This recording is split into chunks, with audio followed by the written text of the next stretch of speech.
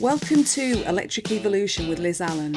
This podcast is about the journey to a more sustainable future in order for us to be able to do our bit to achieve net zero. I'll be discussing a variety of topics with experts in their field in order to educate and increase our knowledge of clean energy, electric vehicles and the electric vehicle infrastructure. So whether you're an individual wanting to make a difference at home, a small business or a corporate, this podcast is just for you. On today's episode, I have got Jess Shanahan. Now, she is a freelance extraordinaire. I can't even begin to tell you, well, I am going to tell you how many things she's actually involved in. So she's the founder and director of Jet Social.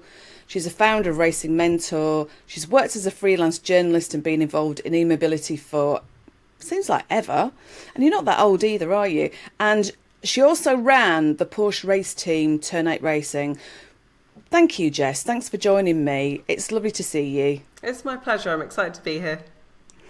So we met while I was one of the drivers on the EV rally, but we'd been talking before that anyway, haven't we? Because you've been very, very kind and been helping me put a white paper together for Full Circle CI, which is my business. So thank you again. But let's talk about all of these things that you've been doing and what was your transition to be able to do all of these things? So give me a bit of your life. Come on.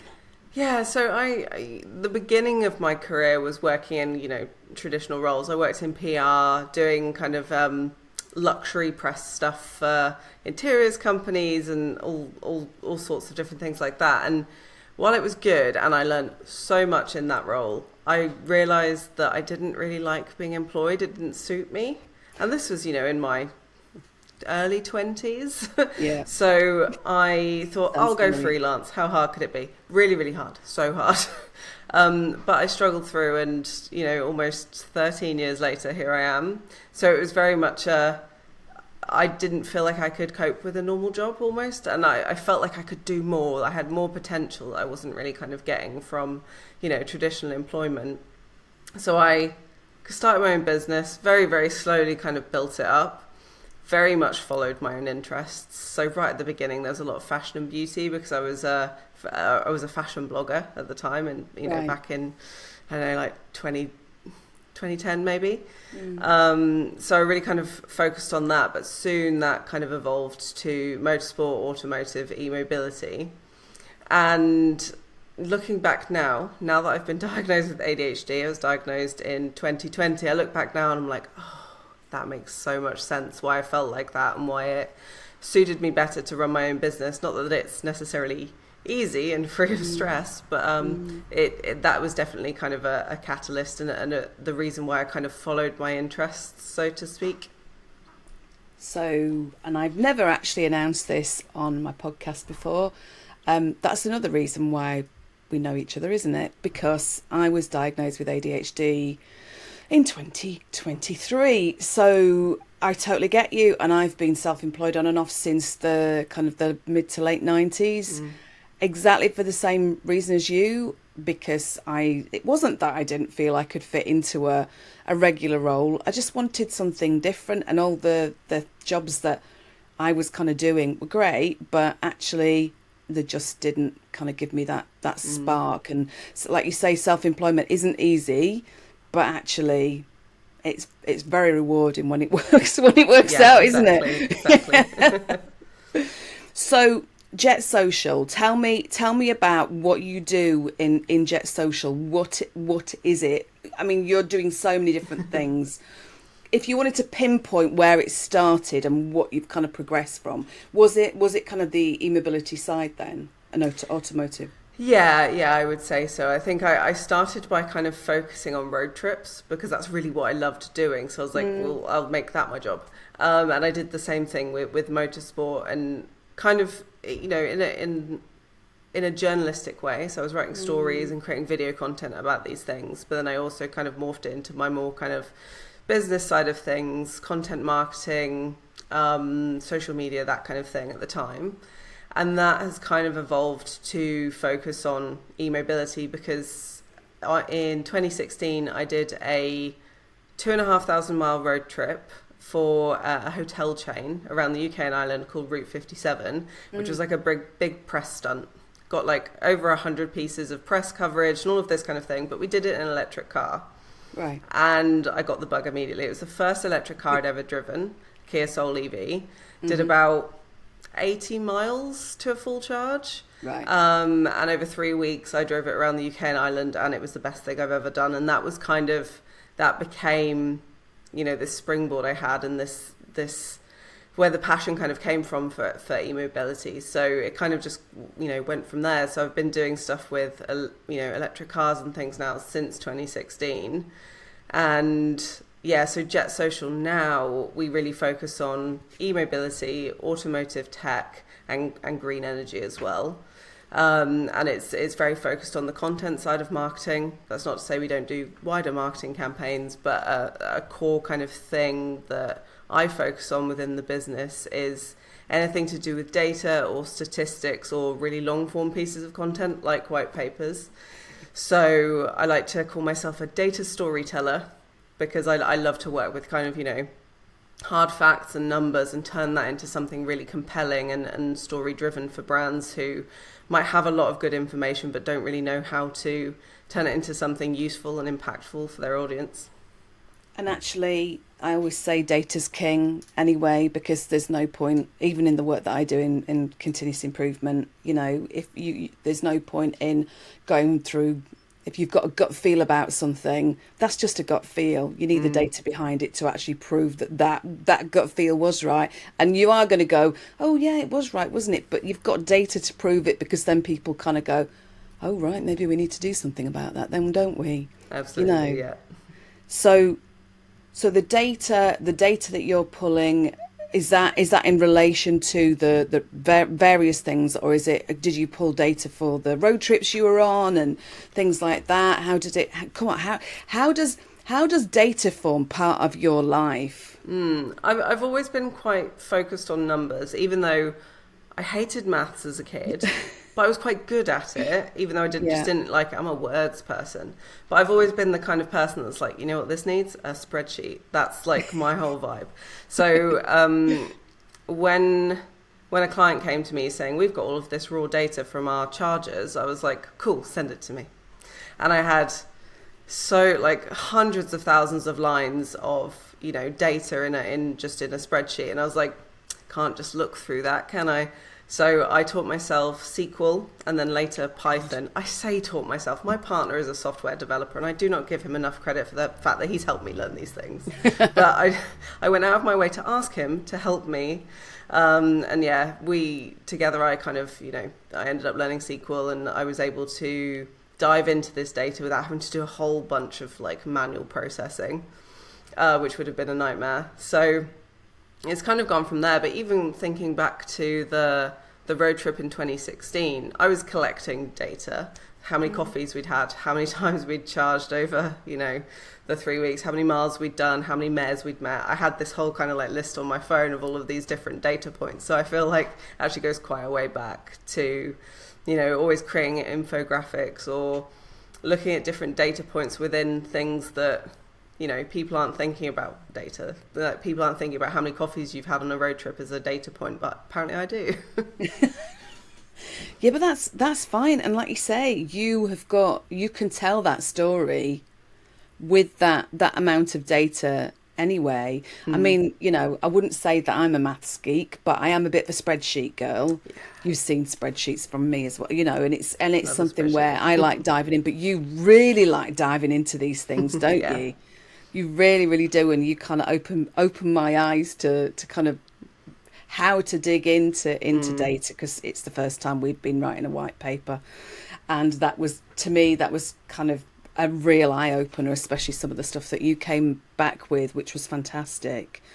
So the other thing I wanted to talk to you about, I mean, let's just talk quickly about the other road trips you've been on, because you've been to Norway, you've been to Germany and places like that. What vehicles were you actually driving? Were you in a Tesla at one point? Because you're in a Polestar now, aren't you, just generally? Yeah, I haven't actually done a Tesla road trip. I've driven a Tesla briefly, but that's it. Right. I think probably my longest experience of being in a Tesla was being a passenger for the EV rally. Was Oh, probably what the when we longest went? one. Yeah. Oh God, is that how long? Oh my goodness, that wasn't very far at all, was it? No, no. So so did Norway in an VW ID3, which is really good. Wasn't very far. Literally just kind of like poodling around, just exploring basically. It was to enable us to get to different hiking points rather than maybe like different destinations. We stayed in, I think, only 2 places, and one of them was a lovely little kind of cabin in the middle of nowhere, which was delightful. And all of the other road trips actually have been... Oh, no, I did Wales in a Hyundai Kona, which was really good. That was my kind of... My first real experience of an EV that had a really accurate range. So I'd been driving my Renault Zoe for probably about a year, maybe 2 years at that point, and got a loan of this Hyundai Kona, which was brilliant. And I was like, oh, okay, this is what peace of mind feels like on the road, because the Zoe, if you were on the motorway, you knew you were getting about 50% less range than maybe you'd expected if you were doing like... I learned it was never a problem, but to look at the Hyundai Kona saying, yeah, you've got 200 miles left, and knowing it's probably about that was lovely. And I also did a road trip to Wales in the Zoe as well, to go watch some rallying, which was fantastic. And then, everything else has been in petrol vehicles. So 2 US road trips, a very, very big European road trip, which was Germany, Poland, Austria, Liechtenstein, etc., like kind of Central Europe, and I think they're the big ones at least. Quite a few in EVs, but obviously nothing's going to beat 3 weeks around the UK island in a Kia Soul. Well, exactly. Yeah, that would be slightly stressful. I can just imagine that one.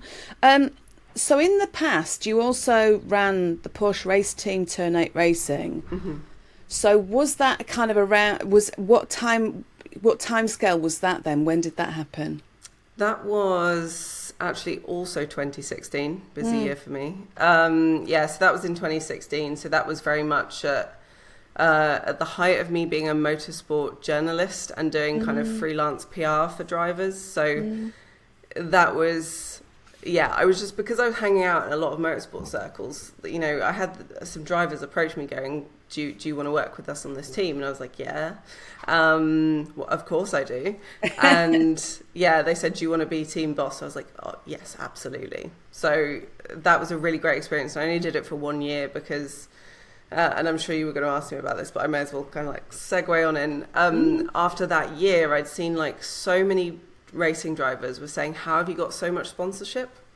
And it was a little bit easier for me because I come from this marketing and PR and sales background. And I was like, oh, okay, like a lot of people don't know how to do this. So I stopped doing the race team, and I decided to start my own motorsport business, which is Racing Mentor, basically teaching racing drivers how to get sponsorship and all of those business skills that they might not otherwise have had. Because I was going to say, so I interviewed Ellis Spezia as well a few months ago, and that was one of the main things that they were talking about, kind of coming from a family that didn't have pots of cash.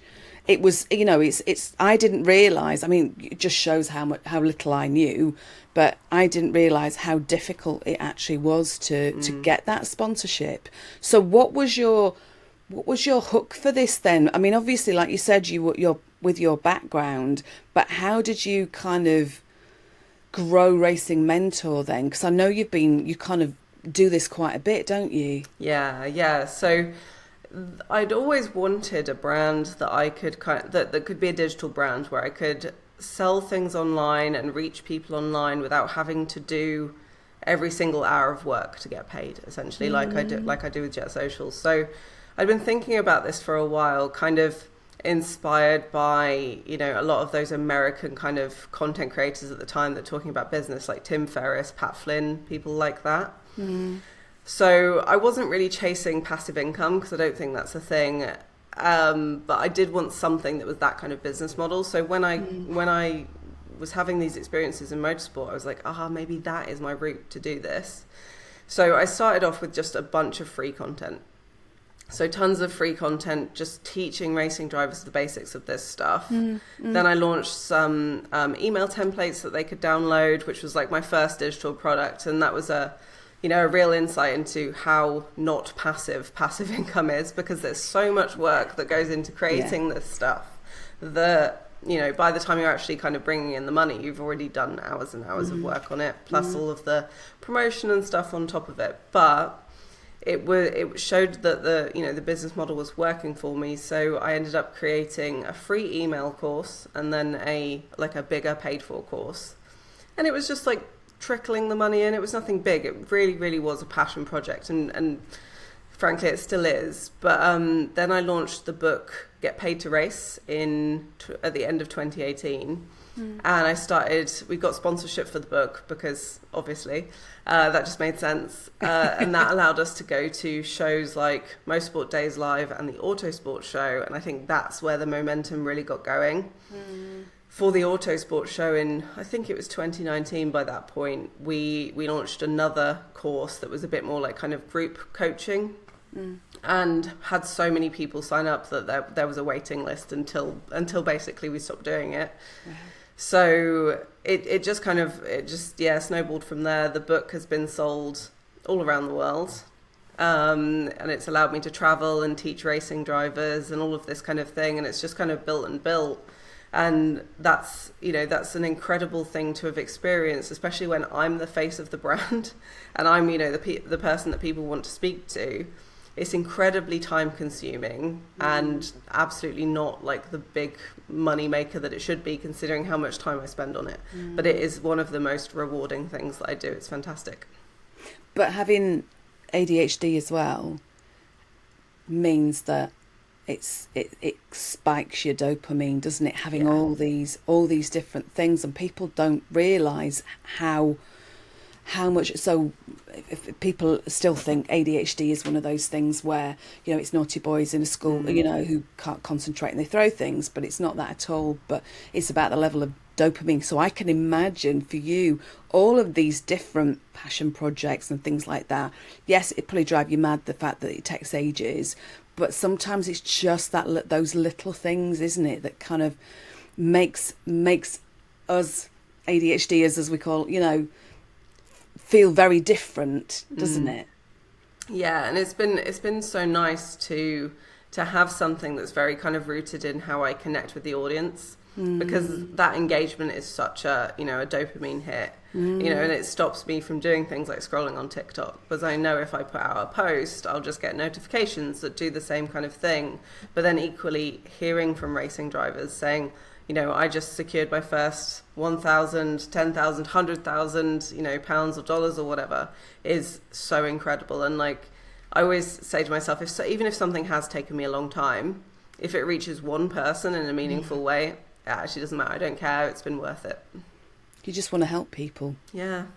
This is why I set this podcast up, because I just wanted to help people, because I thought to myself, all of this stuff to do with EMobility, sustainability, climate change, everything like that, there is so much that I didn't know. And I just thought, do you know what, the best way to learn is, the best way to do this is me learn and for us to share it, so I'm just glad I've met people like yourself, and and it's been a brilliant journey to get to know people through this journey. So let's talk about, so next year, is it next year you're going to be team principal of the RM Electric e-scooter championship, is that right? Yeah. So so it all starts kind of early next year. We're still waiting on the official announcement of the calendar, but I'm going to be team principal of one of the coolest types of racing I've seen in ages. So essentially they're racing e-scooters. It's the e-scooter championship. Gosh, and I've taken the RM of Racing Mentor to create RM Electric. So I'm very excited about that. And it's a good way of blending my two loves of like e-mobility and motorsport. So can't wait to kind of get out there and get started with some of that. What's the fastest these e-scooters can go then? I think they go up to like 60 miles an hour. Oh, I know. God. Oh, I know. God. Yeah. Well, that's you'll have to go watch some of it. There's loads on YouTube. on the e-scooter championship YouTube channel. Like it looks so much fun. And like, I think even if I wasn't getting, you know, as involved as I am this year, I think like that is like a new thing that I'm going to be watching. Absolutely. So what will it mean? Being team principal, what does that actually mean? Do you go to all the races? Do you promote it? How does it work? Yeah, so I think it means different things for different people. So some people are very much kind of figureheads and spokespeople for their teams, where they're going to be more focusing on creating content. So there's a lot of people with huge followings who are also team principals. Right. And I think their focus is very much, you know, the social media that they're doing around it, bringing reach, getting fans, that kind of stuff.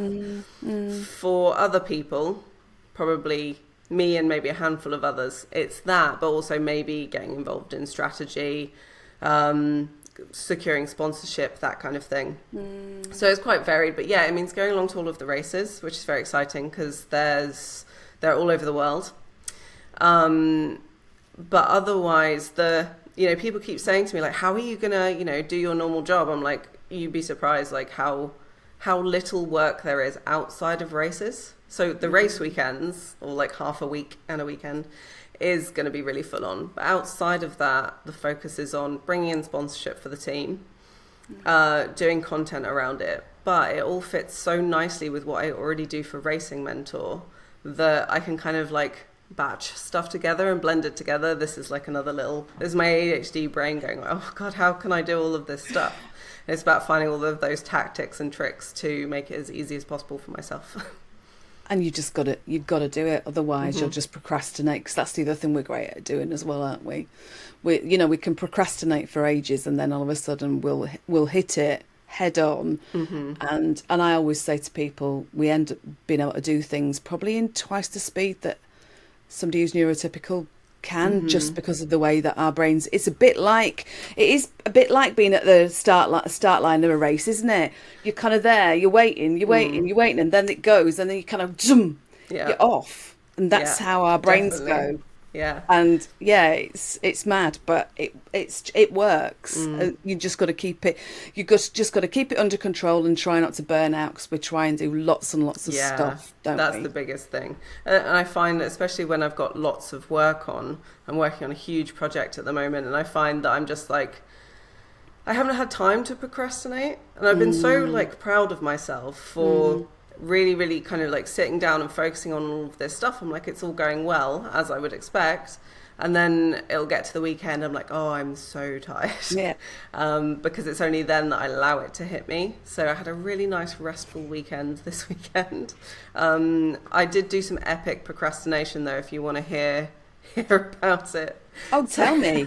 I want to hear about this epic procrastination, because I've been there, girl. Yeah. So on Saturday, I went to the theatre, and I started thinking, oh, I wonder if I could rank all of the theatre performances I've seen over like the last 3-4 years. And then on Sunday, I was supposed to be listing a bunch of old clothes just to go on like Vinted or to the charity shop or whatever. Instead of doing that, I created a spreadsheet with a master scoring system of like how I score all of these different musicals and shows and plays that I've seen. Yeah.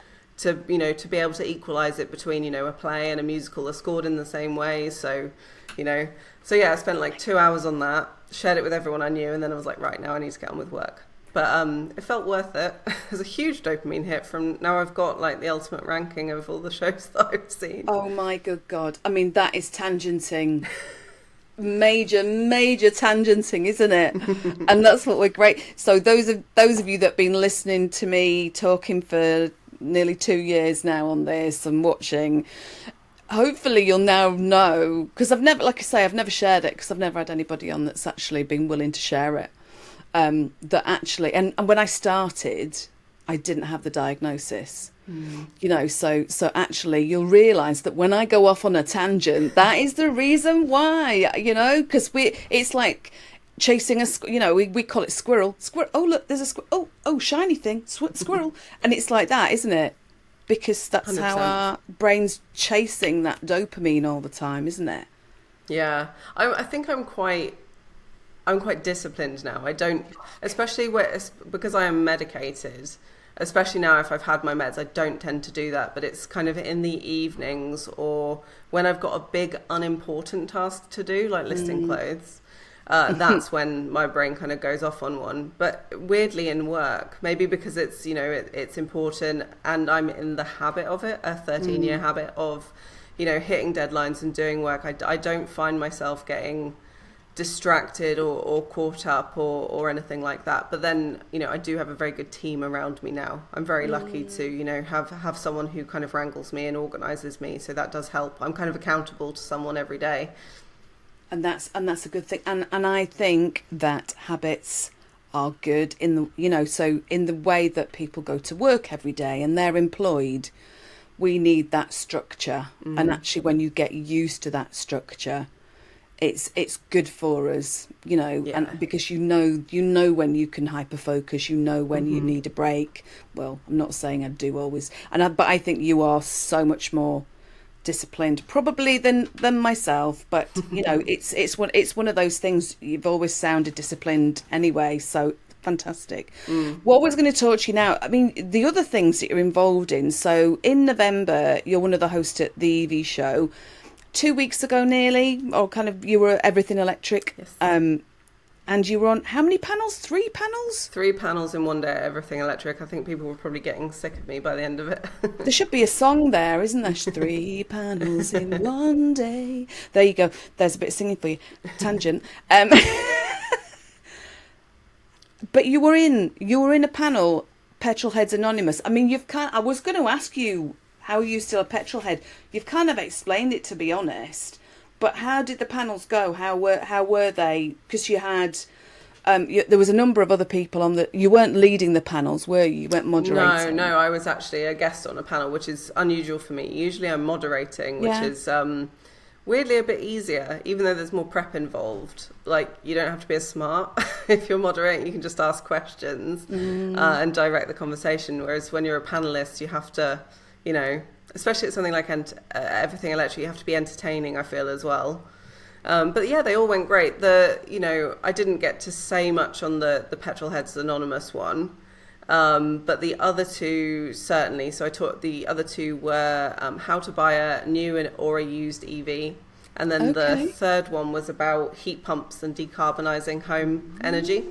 So they were really, really interesting. We got some great questions from the audience as well. So it was nice to have that little bit more interaction for those other two. I remember reading on one of your social media posts, were there some, you said about the great questions. What was the best question that came through on those panels? Can you remember? So there was a really great, someone asked, you know, should we be, when we're looking for like a used EV, should we be looking at things like, you know, like if someone's buying a Leaf, for example, should they be worried about the CHAdeMO charging? You know, as most chargers are now kind of CCS, are they going to struggle to rapid charge and that kind of thing? And I thought that was a really important question that I haven't really seen people talking about so much. No, you're right. Yeah. And then another gentleman asked about, you know, if he buys a £3,000 or £4,000 Renault Zoe, is it going to be okay? Is it going to be a good car? And I was like, let me talk to you about Zoes, because I loved my Zoe. And it was a good chance to kind of share with people that some older Zoes will still have the battery lease in place, and you need to be careful of that because it makes them harder to sell. But that could account for the lower price, but it means you're going to be paying monthly for this battery lease to Renault. Is that what you had then? No, so mine was the next generation of Renault Zoes. So they'd done away with the battery lease by that point. So I didn't do that, thankfully. But yeah, it's something to think about with the, you know, I guess the first gen Zoes that are out there. Some of those battery leases are still in place, and if you want to buy yourself out of it can be quite a hefty amount. Tell me how that works, because I'd heard about it, but I didn't actually realise it was still in place. Yeah, I don't know the specifics of it because you know my Zoe didn't have that. But I see a lot of people talking about it on like different EV forums and this kind of thing. But essentially, when the Zoe first came out, to keep the price low, Renault sold the car but leased the battery. Oh God. So the price of the car was slightly lower, but you paid, I think it was something like £70 or £80 a month. It might not have been that much, maybe I'm misremembering that. But you paid a monthly amount to Renault. And I'm sure people listening to this will know the details and will let me know that I'm wrong. But, you know, I know a lot of people bought themselves out of the battery lease. So there are now older Zoes available without that.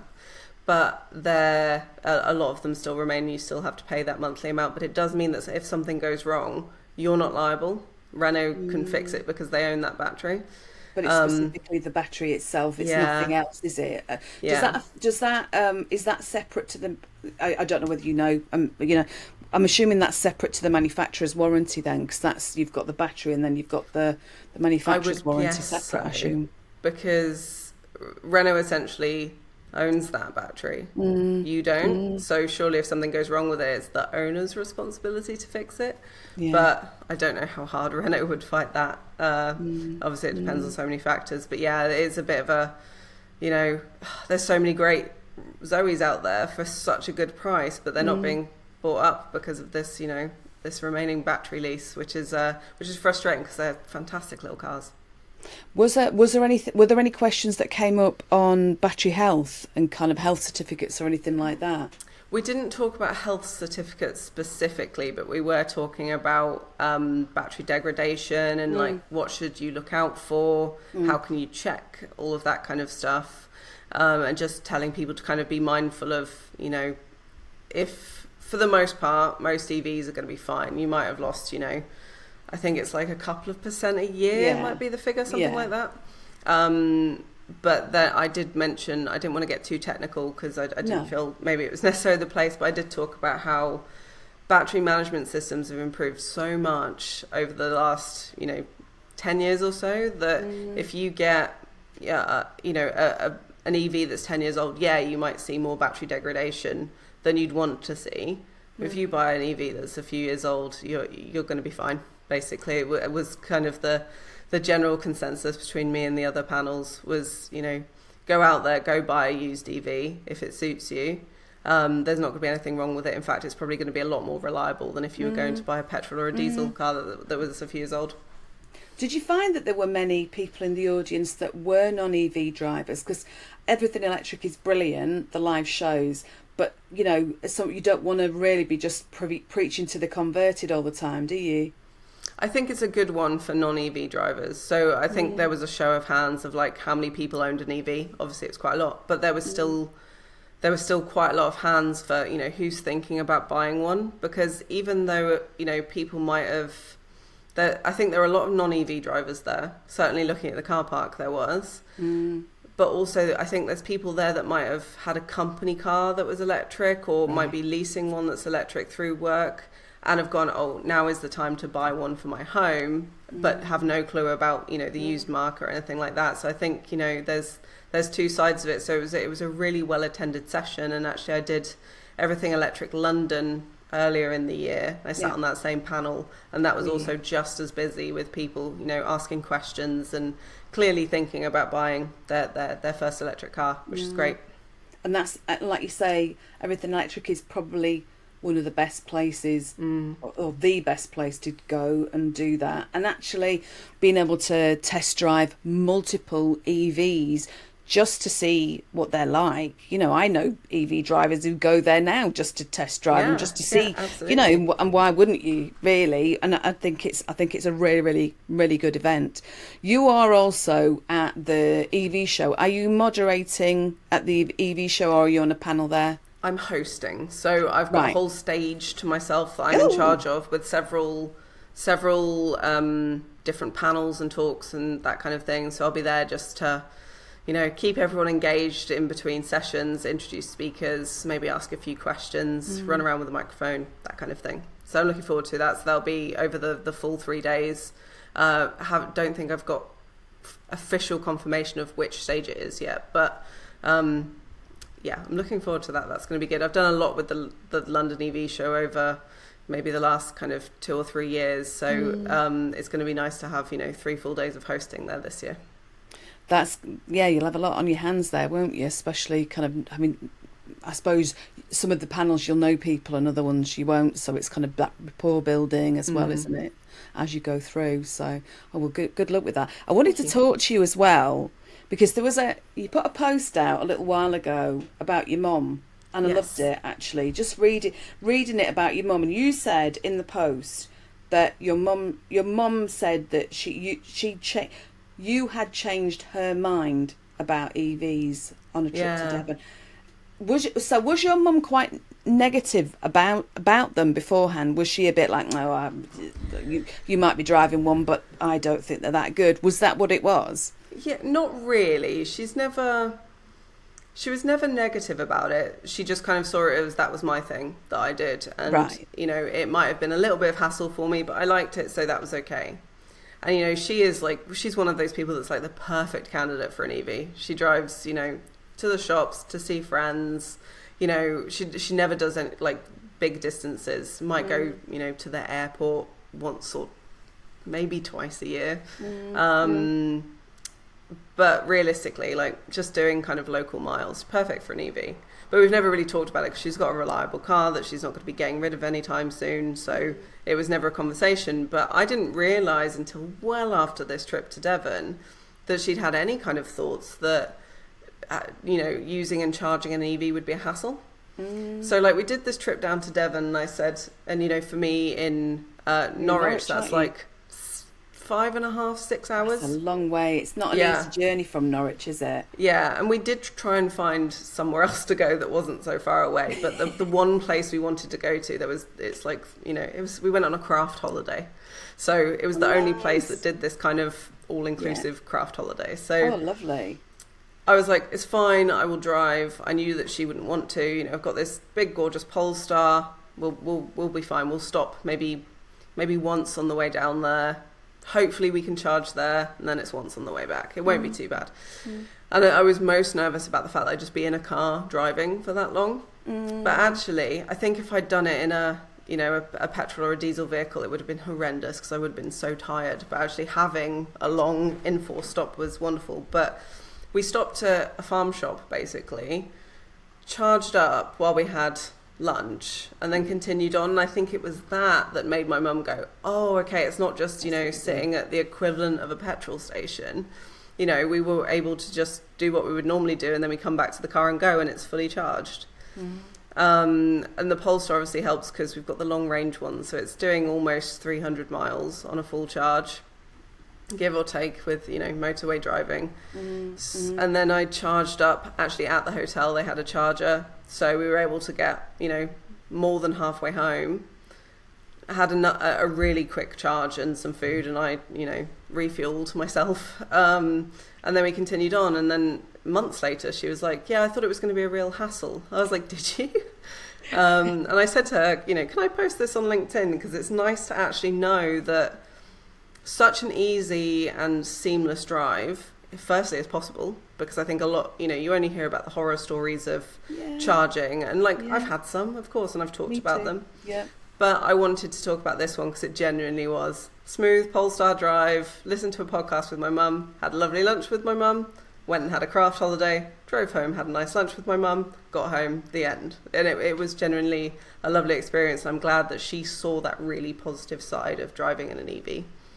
And that in itself is fantastic, because I was talking about this on the last podcast episode, or one of the last podcast episodes actually, that I've just been to the Cotswolds with my friends, and one of my friends, Vicky, before we went, when somebody starts off a conversation going, no offence, right? They usually mean, it's a bit like going, I'm not trying to criticise you. Yeah.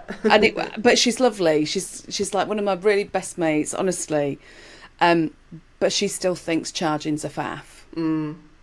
The charge points in the Cotswolds, there weren't loads of them, but literally I found one in Chipping Norton, and we parked there, and I just did a little bit of an opportune top up, and our Ioniq has got, the range isn't massive. It's not like your Polestar. I mean, God, I love but I had a Polestar for 6 weeks and I loved it.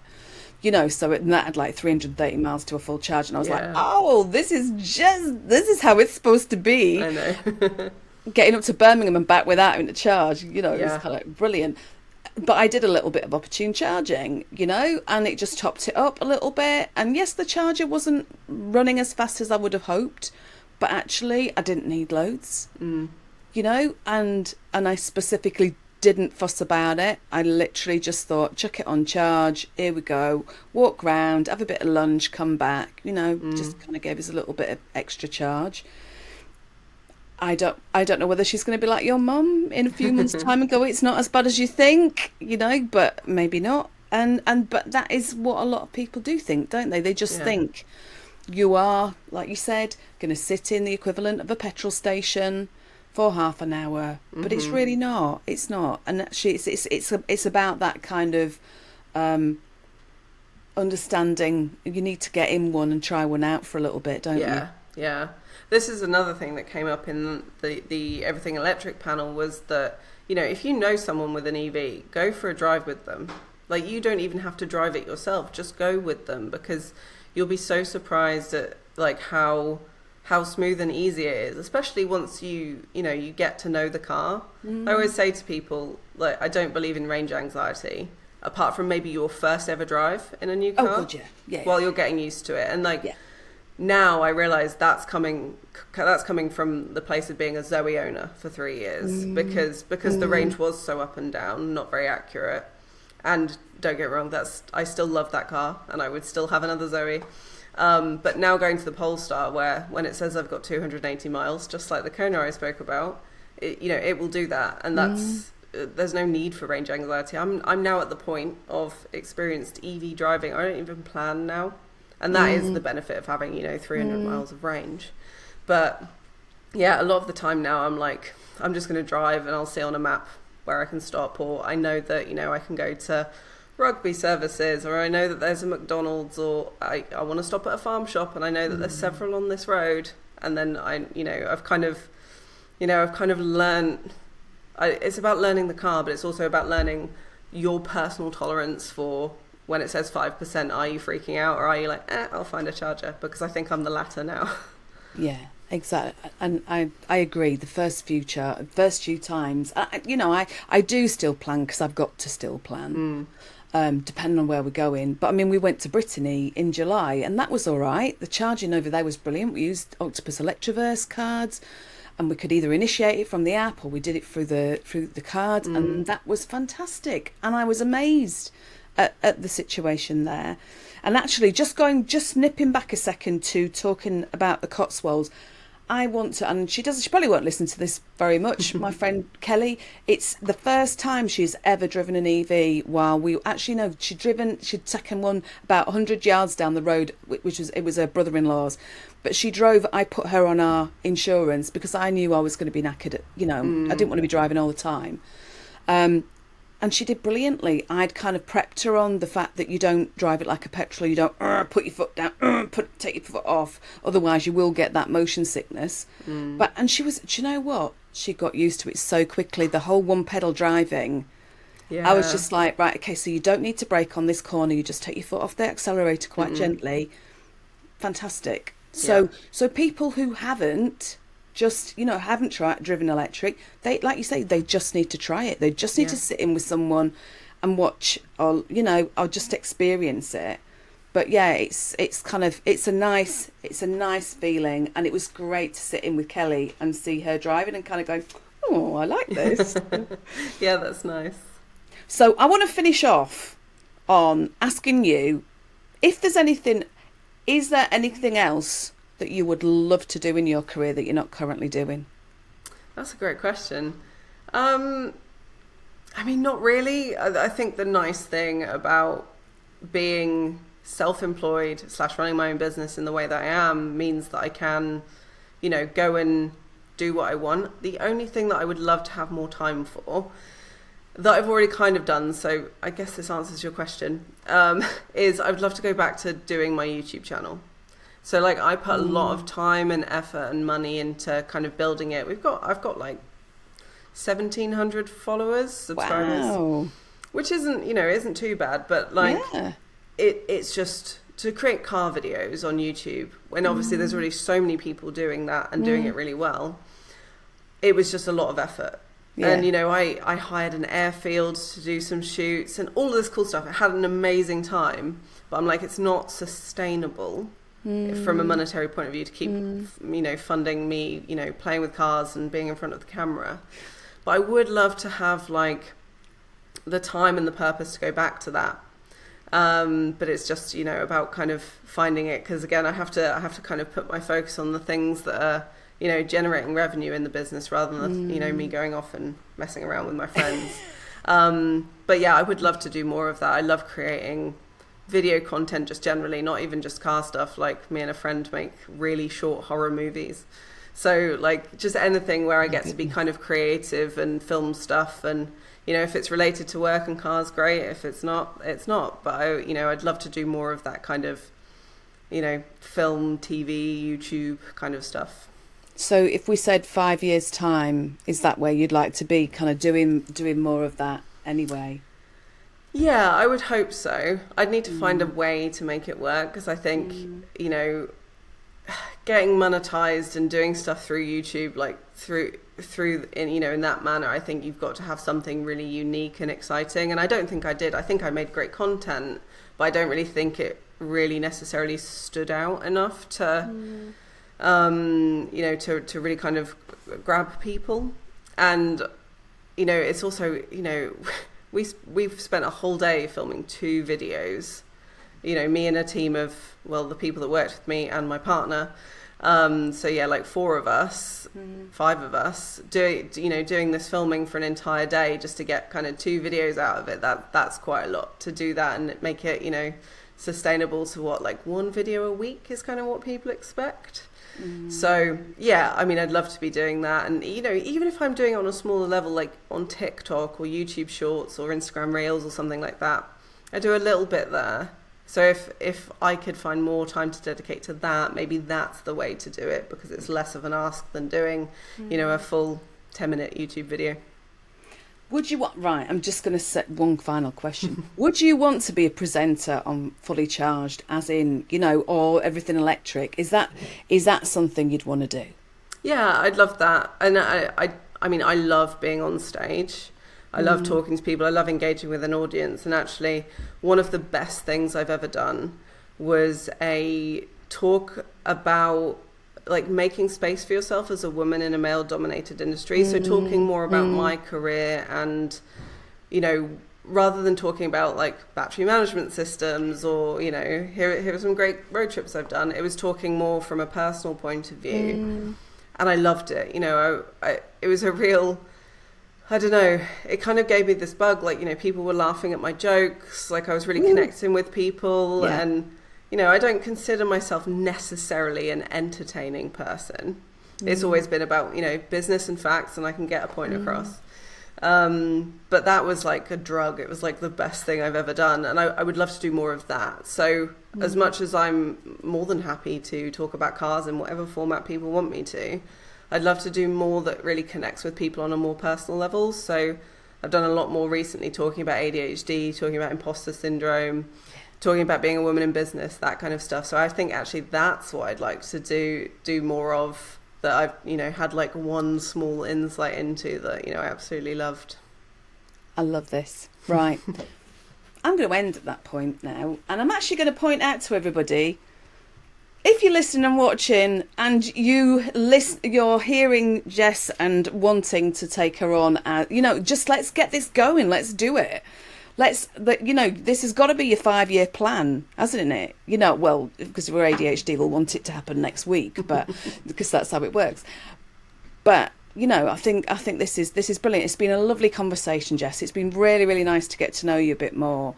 Just thank you for joining me. Really, it's been lovely to be here. And I'm going to say again, so let's make this dream a reality for her. And actually, and I've started saying this at the end of every podcast, for us to increase our reach, we need to be getting you guys to share it. So if you want to like, subscribe, share, we put posts on LinkedIn and lots of other places. Please, in order to boost the podcast and, you know, allow people to be able to listen to people like Jess. Anything and everything is good. So on that note, I want to say Thank you, Jess. Thank you to everybody for listening and watching, and I shall see you next time. Bye-bye. Thank you for watching Electric Evolution. I really love bringing you these weekly conversations about sustainability, renewables, and building a cleaner future together. If you're passionate about positive change, please like, subscribe, and share with others who also care about these topics.